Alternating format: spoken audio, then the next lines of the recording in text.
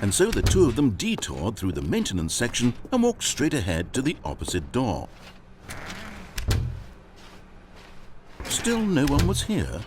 Stanley needed the bucket's warmth and comfort now more than ever.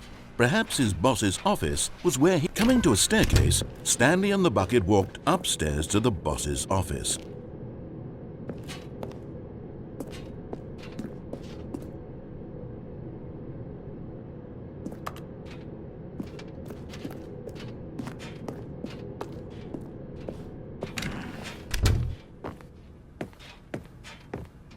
Stepping into his manager's office, Stanley was once again stunned to discover not an indication of any human life. Crushed by the weight of this revelation, Stanley may have broken down into an emotional dumpster fire if not for the soothing presence of the bucket. Even now, in his darkest of hours, did the bucket's warmth and guiding light pierce the dark clouds of confusion and chaos. It would be with him always. The bucket would, and he knew it. The two of them were inseparable. At this point, Stanley was so absorbed in the tender spiritual connection he shared with the bucket that he didn't notice the keypad behind the boss's desk. Nor in his bliss of simply being near the bucket did he have any notion that the PIN number for the keypad was 2845.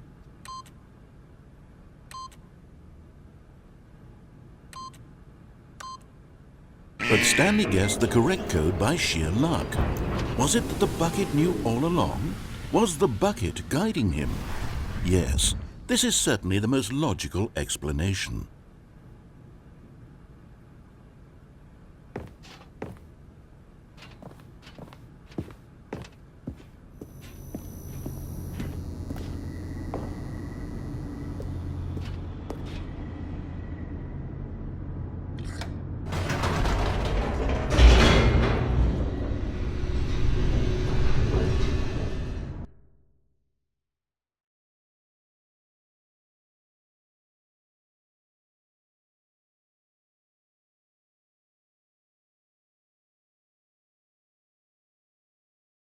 The elevator raced downward, plummeting towards an unknown fate. It would be all Stanley could do to keep himself together, if not for the bucket. Soothing him, comforting him, reassuring that in this darkest moment of uncertainty, he would be all right. The bucket is here for you, Stanley. Everything will be fine.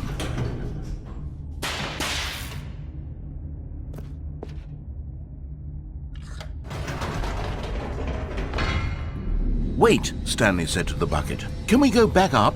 When I was pressing those keypad buttons, there was something very intriguing about the number 3. I want to go back so I can try pressing the number 3 again."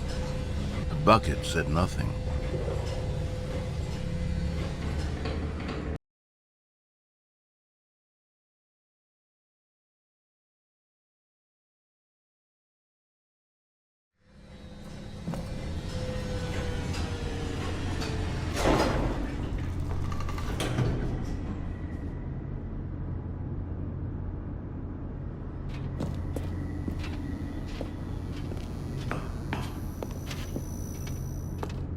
"Here we are," said Stanley. "Now I'm going to try out that number 3 button."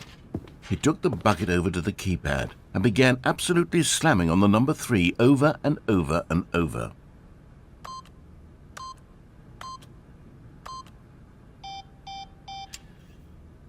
"Wow," he said. "The number 3 is such a special button. I'm having the time of my life." Stanley looked expectantly at the bucket, but the bucket remained silent. This was a shock to Stanley, who had always felt such a connection with the bucket. How was this not as exciting to the bucket as it was to him? Once Stanley had had enough of the number 3, he got back in the elevator.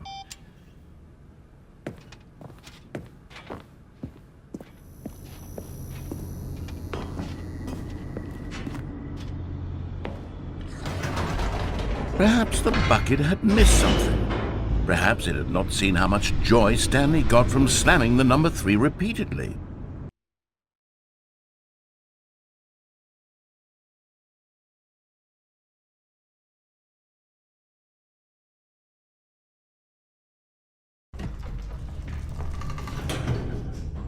A hint of regret nagged in the back of Stanley's mind. Stanley and the bucket walked straight ahead through the large door that read, Mind Control Facility.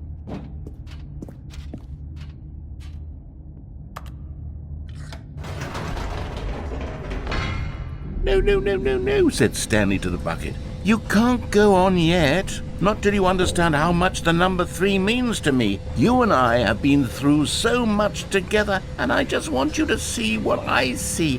Feel the happiness I feel. He smiled at the bucket, and the bucket said nothing.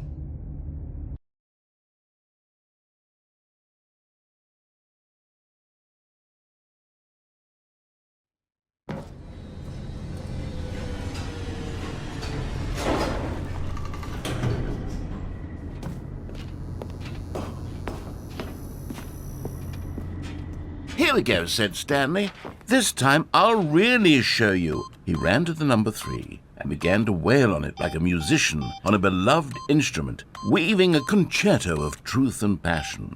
He wielded the number 3 like a fine artist would wield a paintbrush. He told stories through the number 3, stories of his dreams and hopes and fears. And the whole time, he looked to his bucket for a reaction of some kind. Anything to let him know that the bucket appreciated what he was doing. The bucket conveyed absolutely nothing at all, only silence. Crushed by a wave of dejection, Stanley returned to the elevator.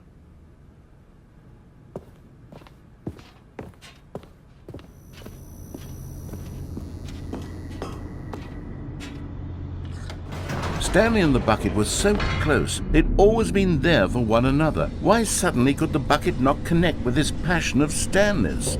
The question caused Stanley to ruminate the whole way down the elevator.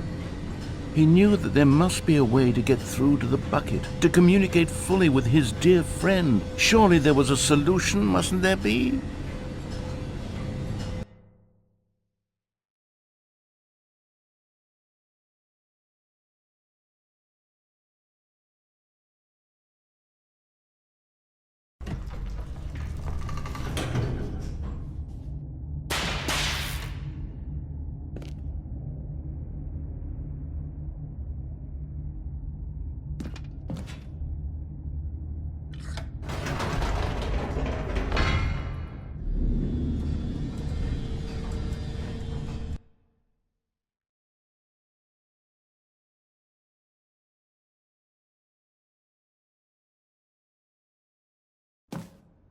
"Ha!" said Stanley. "I know what to do.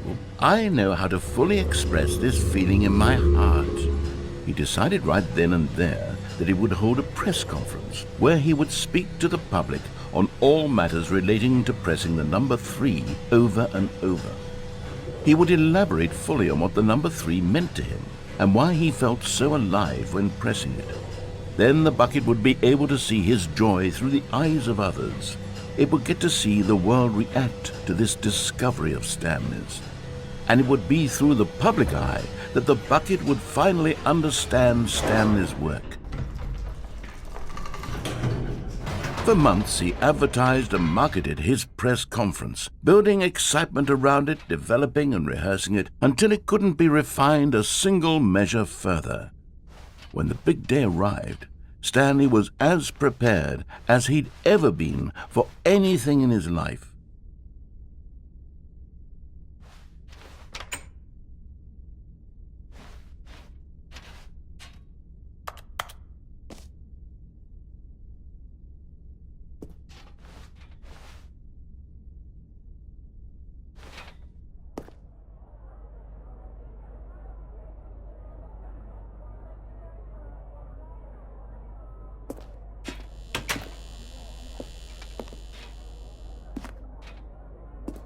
This was it.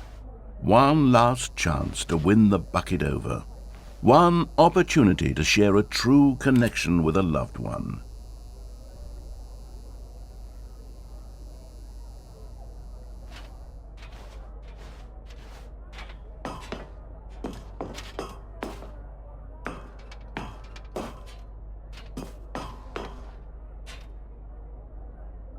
There was no one here. Nobody had come to the press conference to hear Stanley speak. to listen to him talk about what it really means to press the number 3 on a keypad over and over.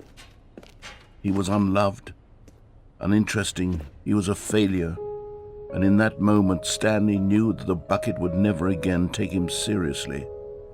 There would be no connection, no deeper understanding. The bucket merely sat there in his arms, indifferent. And so it began that slowly, over many years, the two of them grew more and more distant.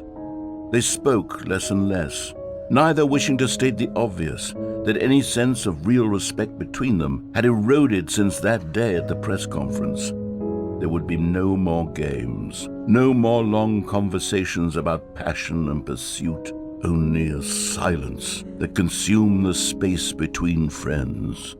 And Stanley, having for once in his life discovered the warmth and comfort of true companionship, was cast back into the unremarkable normalcy of loneliness.